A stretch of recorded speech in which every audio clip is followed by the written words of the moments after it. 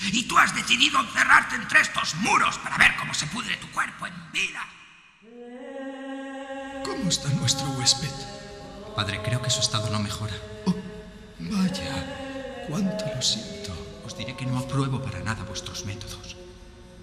Y que me parece muy mal que hayáis amado a diestro y siniestro como habéis hecho. Creo que deberías ir aceptando que su fin está próximo. ¡No!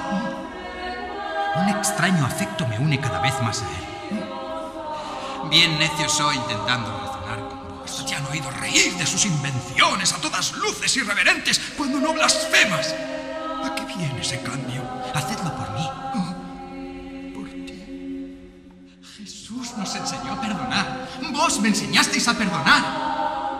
Desde que llegó aquí no ha dejado de llenarte la cabeza con sus historias de famoso aventurero. ¿Quién soy? ¿Quién soy yo? Te quiero desde siempre.